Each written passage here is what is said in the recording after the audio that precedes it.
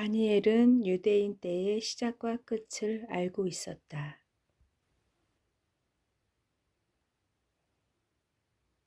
다니엘 9장에는 두 왕이 등장한다. 많은 주석가들이 두 왕을 한 명의 왕으로 해석하는 오류를 범했다.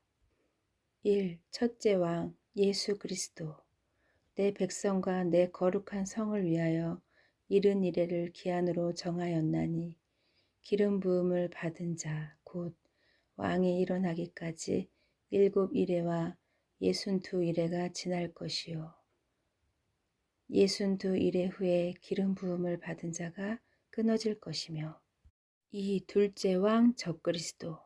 장차 한 왕의 백성이 와서 그 성읍과 성소를 무너뜨리려니와 그 왕이 장차 많은 사람들과 더불어 한 이래 동안의 언약을 굳게 맺고 그가 그 이래의 절반의 제사와 예물을 금지할 것이며 또 포악하여 가증한 것을 날개를 의지하여 설 것이며 69 이래 후에 기름 부음을 받은 자가 끊어질 것인데 그분은 예수 그리스도시며 십자가의 죽으심을 기록하고 있다.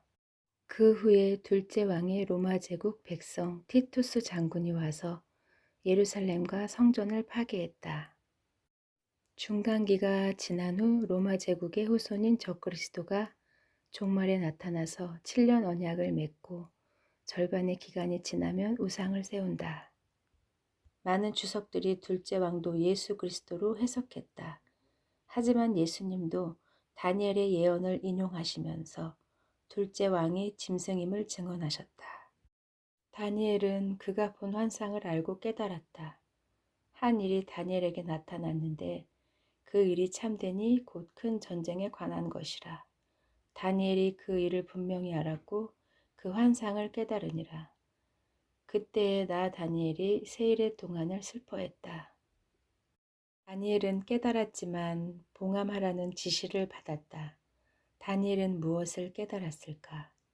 그가 깨달은 것은 유대인의 마지막 이래가 언제 시작되고 언제 종료되는지 때에 관한 것이다. 유대인 때의 시작은 중간기, 이방인의 때가 끝나면서 유대인의 때가 시작된다. 적그리스도가 7년 언약을 맺는 시점이다. 그때부터 유대인의 때가 시작된다. 7년은 한 이래, 7일을 상징한다. 이미 69 이래가 성취되었으므로 마지막 한 이래만 남아있는 상태였다. 유대인의 때는 언제 종료될까? 놀랍게도 다니엘 12장에는 두 명의 초자연적인 인물들이 마지막 시기에 관한 문제를 대화하고 있었다. 한 사람은 강 이쪽 언덕에 있었고 다른 한 사람은 강 저쪽 언덕에 있었다. 이런 놀라운 일들은 언제 끝이 납니까? 한때와 두때 반때가 지나야 한다. 성도의 권세가 다 깨어질 때 모든 일이 끝날 것이다. 다니엘이 깨달은 것은 유대인의 때가 종료되는 내용이었다. 그것은 성도의 권세가 다 깨진 후반기 3년 반이 지난 시점이다. 그때 큰 전쟁, 곧 계시록과 스가랴가 기록한 여호와의 날과 아마겟돈 전쟁이 일어나는 때다. 유대인의 때는 아마겟돈 전쟁으로 종료된다.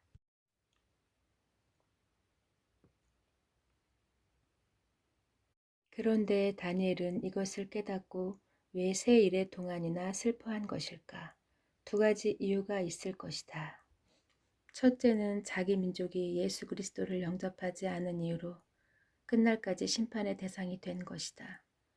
이방인의 교회가 세계 민족에게 복음을 전하는 동안에도 그들은 복음을 외면하였고 이방인 교회가 휴거되는 장면을 보고서도 회개하지 않았으며 두 증인과 14만 4천 명이 복음을 전하는 전반기에도 완고한 그들은 완전히 돌아서지 않았다.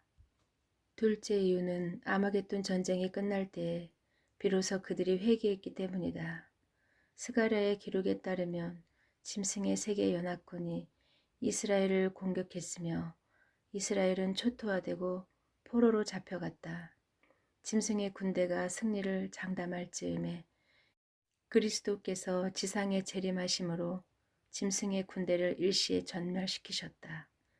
그리고 그분이 예루살렘 동쪽 감람산에 서시니 비로소 유대인들이 예수께서 그리스도임을 알아보고 애통한다. 그날에 예루살렘에 큰 애통이 있으리니 무기또 골짜기 하다드림몬에 있던 애통과 같을 것이라.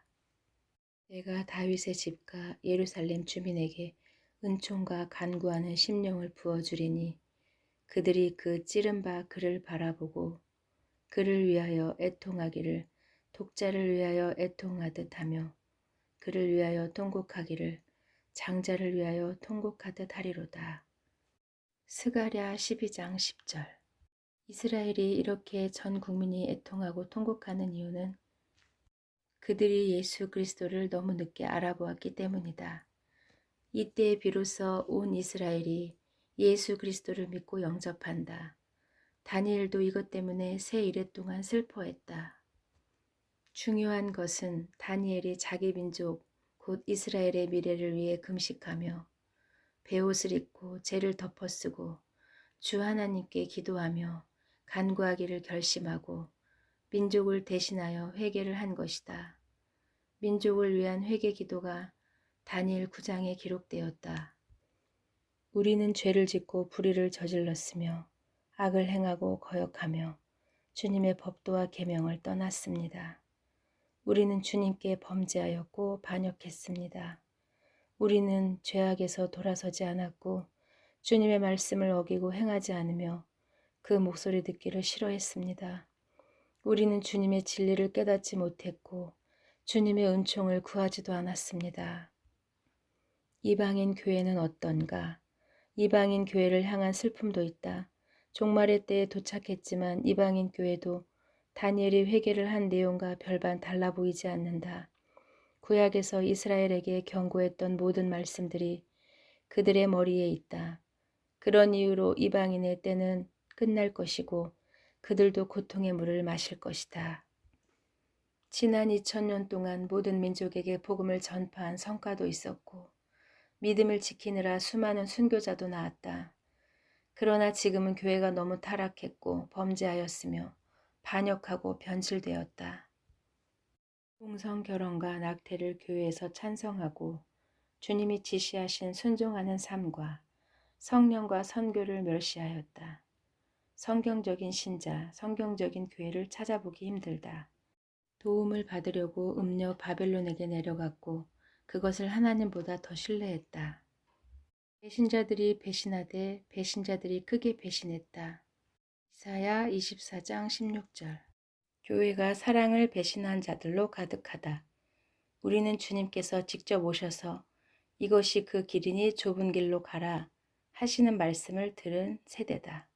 그러나 그분의 말씀을 무시하고 업신여겼다.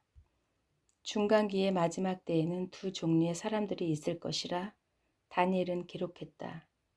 1. 오직 지혜 있는 자들은 깨달아서 깨끗해지고 희어지며 또 연단의 떡을 먹을 것이다. 2. 악한 자들은 아무것도 깨닫지 못하고 계속 악을 저지를 것이다. 사랑하는 주님, 우리에게 은혜를 베풀어 주십시오.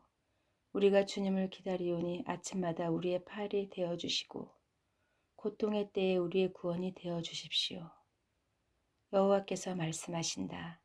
이제 내가 일어나서 이제 나를 높이며 이제 내가 높여질 것이다. 마음이 불안한 자들에게 말하라. 굳세어져라. 두려워하지 마라. 너희의 하나님을 보라. 너희의 하나님께서 복수하러 오신다. 그분께서 오셔서 원수를 갚으시고 너희를 구원하실 것이다.